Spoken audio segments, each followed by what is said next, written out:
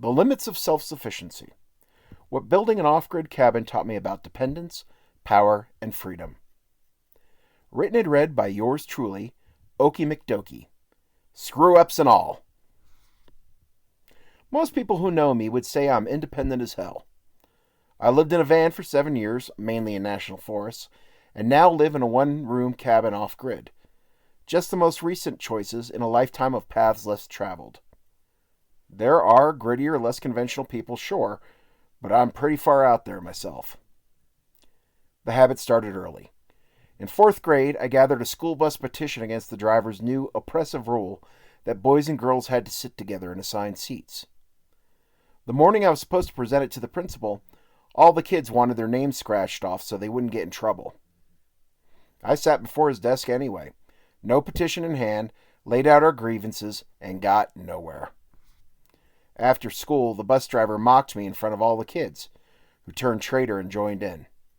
I refused the ride home and walked or biked to school every day for the rest of elementary school, snow and rain notwithstanding. Never got a ride from my mom or anyone else.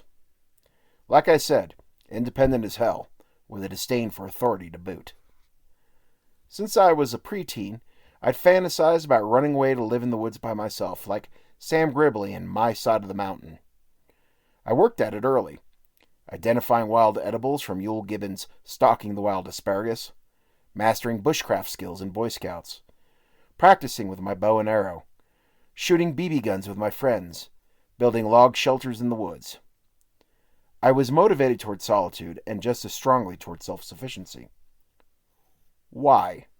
And I don't mean the troubles of my home life, or my relationship with my parents, or late or early potty training, or anything else a shrink would dig into. I mean, what was I hoping to get out of such a life? Freedom, obviously. But freedom is a slippery word. For sure, I didn't want adults telling me what to do anymore. And at some level, I understood that meant not needing them. For food and shelter, sure, but also for emotional support or approval. When you need people, materially or emotionally, it can feel like they've got you by the balls. That understanding, really that feeling, drove a lot of my life choices, often without me noticing. I never did rewild myself like Sam Gribley. Other desires, fears, and practical considerations pulled me in different directions. Even if I'd made a serious go at it, success was unlikely. History isn't kind of people end up truly alone in survival situations. Mental stress often impairs judgment within weeks, leading to death not long after, usually from injury. Anthropologists describe humans as obligate cooperators, and biologists use a similar term, obligately, that's a tough one, obligately social species. We're built to live and work together, though with wide variation in how much togetherness any given human actually needs. So yes, humans need each other to meet material needs, and emotional ones too. QED, I personally need other humans for mine. A tough pill for a man like me to swallow. Sitting with that truth led to a recent insight. In my childhood fantasy of radical independence, I'd collapsed several different problems into one. I believed that if I could live off the land, I wouldn't need other people. And if I didn't need other people, I'd be able to live off the land. It felt like a single escape hatch. One move that solved everything. It wasn't. It doesn't work like that. What I see now are 3 separate tensions I used to treat as one. The first is material. How much of my survival do I want to provide for myself, and how much do I want buffered by other people, tools, institutions, and safety nets? Greater material self-sufficiency buys a kind of autonomy, but concentrates risk. Greater material security shares the risk with others, but at the cost of control. There's no escaping the trade-off. The second tension is social. Not simply closeness versus solitude, but entanglement.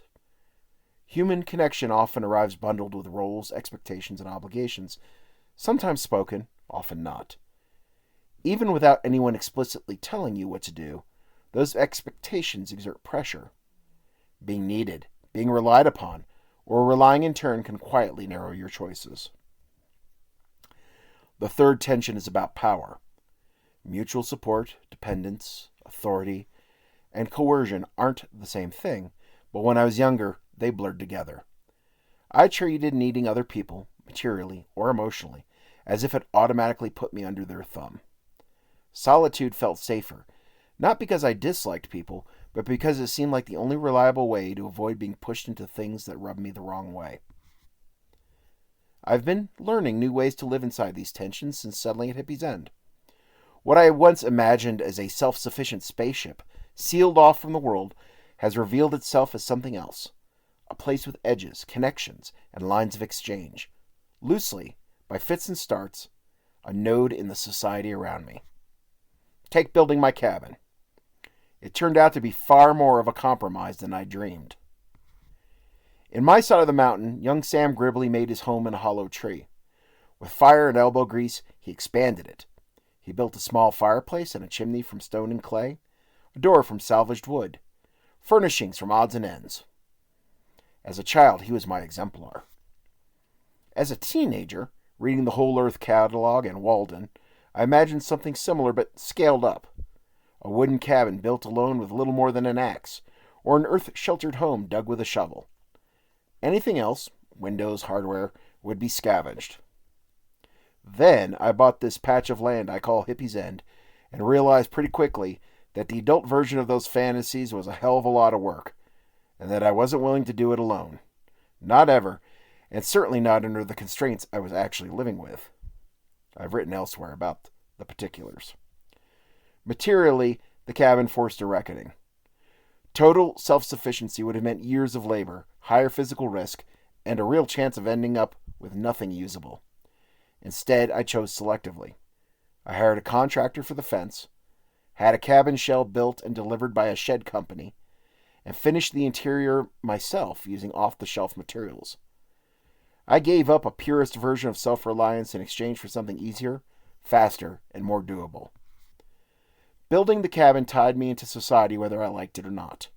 Advice, borrowed tools, contracted labor, favors traded. Even an off-grid home turns out to be porous.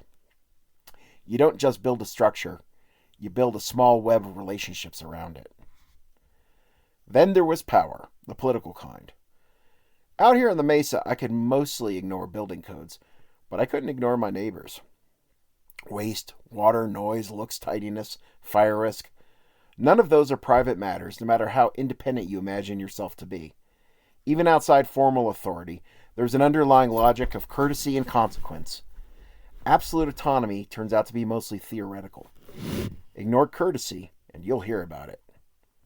What I thought I was building was a fortress, entirely self-contained and self-made, like an oyster forming its shell. What I actually built was a negotiated position. Less pure, maybe, but more durable and easier to live inside. I made some damn good choices. I've been happy with this little cabin and my neighbors for nearly 4 years now. It suits me, and the process widened my vision. These days, I'm less interested in independence as an absolute, and more interested in choosing my dependencies deliberately. Material, social, even emotional. Avoiding those choices and pretending you don't have to work with others is doomed to frustration. Total self-sufficiency is a myth. Negotiated, relative autonomy? That's real. If you like this, you can tip me on ko-fi.com/Oakie McDoakie or follow me on Substack in the socials. Just go to oakiemcdoakie.com. Until next time, don't let the bastards wear you down.